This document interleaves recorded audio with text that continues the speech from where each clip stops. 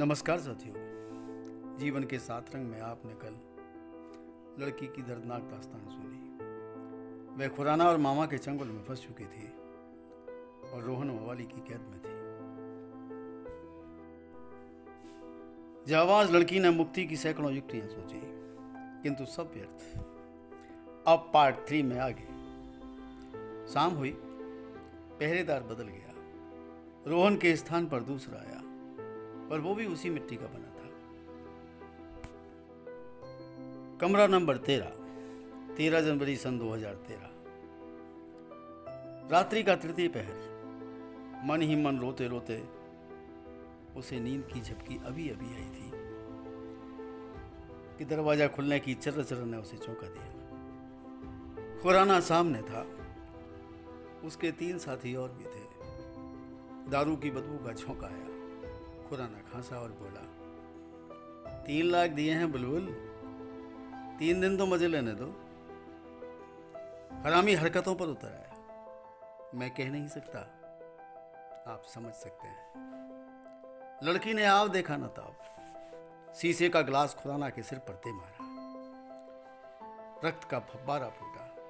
खुराना चकराया और धड़ाम हो गया। हट्टा कट्टा पहरेदार उसे बाहर ले गया। बमुश्किल 2 मिनट में वापस आया और बाघ की तरह बेचारी लड़की पर टूट पड़ा।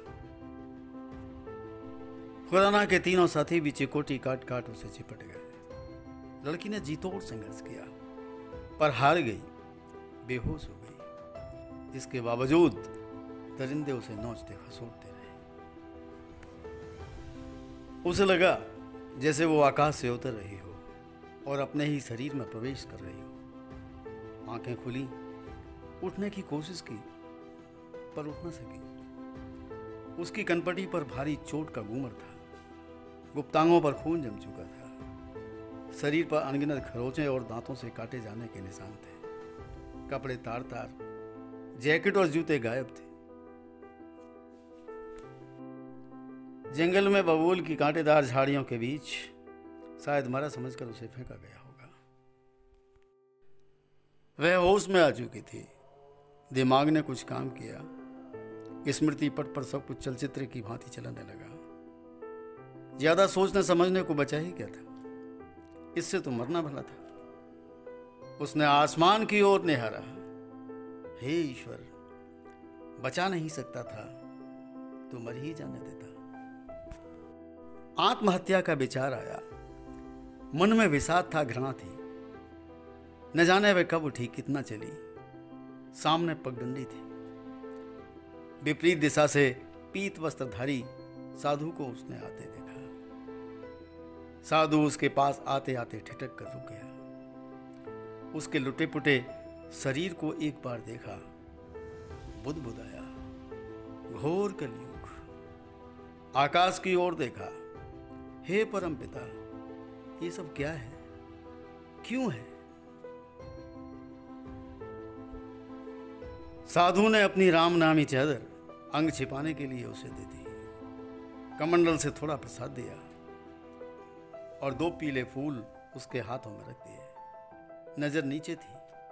धीरे से बोला, बालिके, मरना चाहती हो? मरना मत, घर जा। बस एक ठोकर और तेरे जीवन का काला अध्याय समाप्त हुआ। मैं तेरे लिए ईश्वर से प्रार्थना करूंगा। साधु महाराज के शब्द थे या कोई जादू? उसकी जीने की चाह जाग उठी। कदम तेजी से उठे। सड़क पर आ गई। संकेतक पर लिखा था, मेहरौली 3 किलोमीटर, कुतुब मीनार 1 किलोमीटर। उसे कुछ याद आया। उंगलियां सलवार के नेफे को टटोलने लगी। जान में जान आई।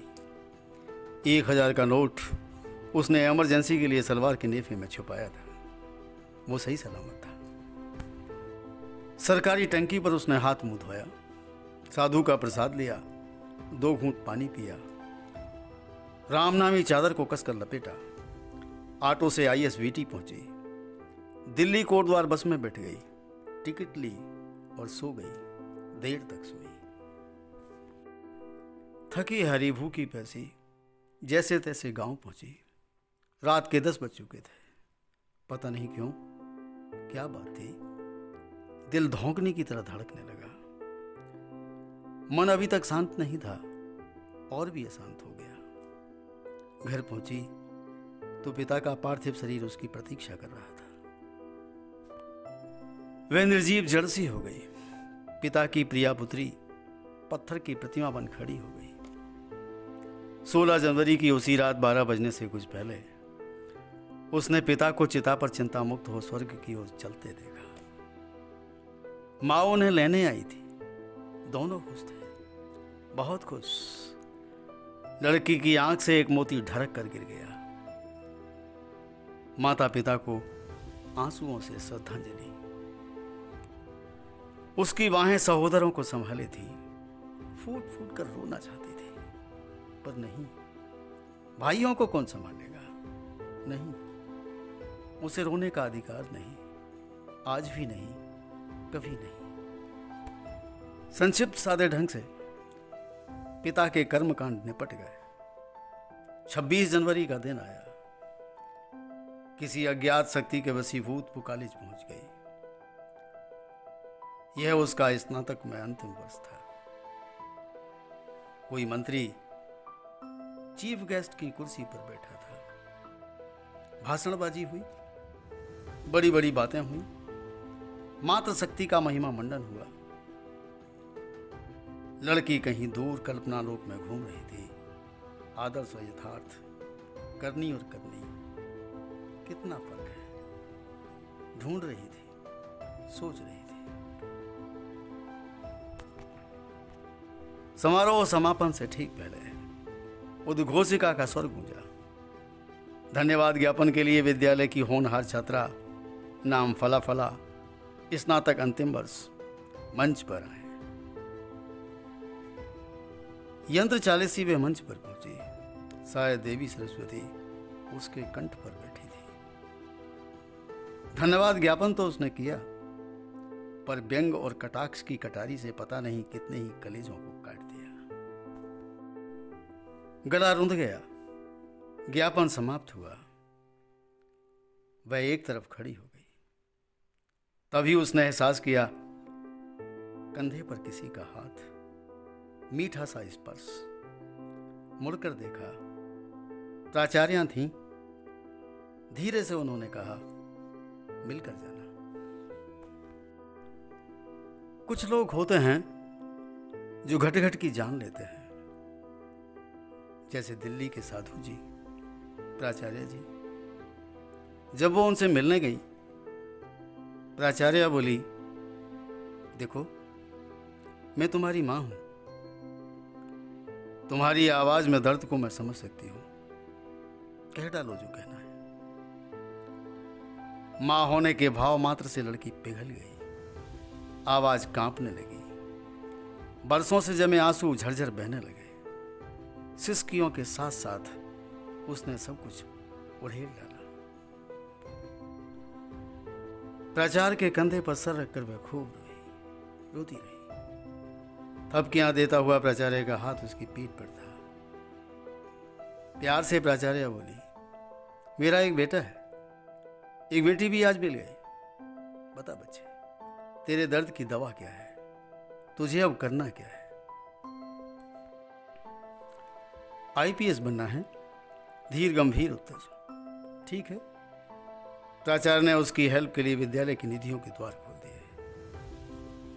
लड़की स्नातक की फाइनल परीक्षा में प्रथम श्रेणी में पास हुई। स्नातकोत्तर हिंदी विषय में प्रवेश लिया। यूपीएससी परीक्षा की तैयारी में जुट गई।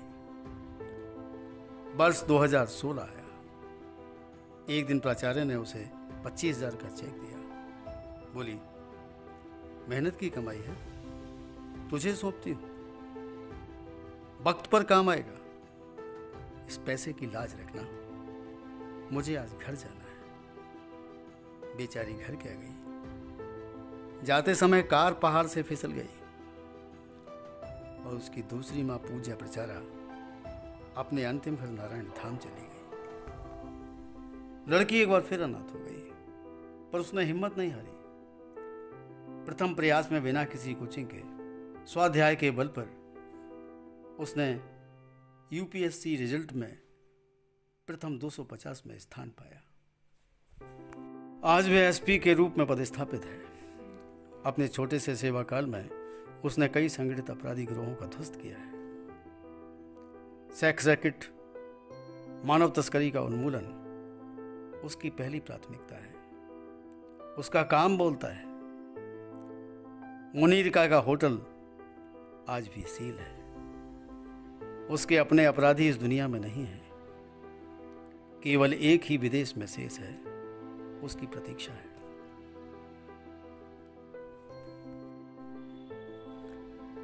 खोजबीन से ज्ञात हुआ मामी और खुराना असली पात्र नहीं थे।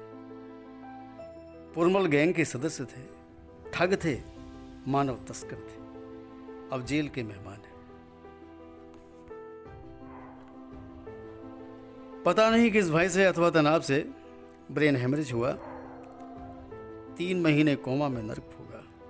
इत्तेफाक देखिए, 13 जनवरी सन 2021 पुरमल मामा यमराज के भैंसे पर सवार हो संसार से विदा हो गया। दिवंगत मामा को उसने मन से माफ कर दिया। कर्तव्य निष्ठा और समाज कल्याण उनका स्वभाव है। मित्रों, ऐसी स्थित प्रज्ञ वीरवाला को एक सल्यूट तो बनता है। जय हिंद। प्रिय मित्रों, यदि कहानी सारगर्भित लगती हो तो कमेंट करें, शेयर और सब्सक्राइब करें। धन्यवाद।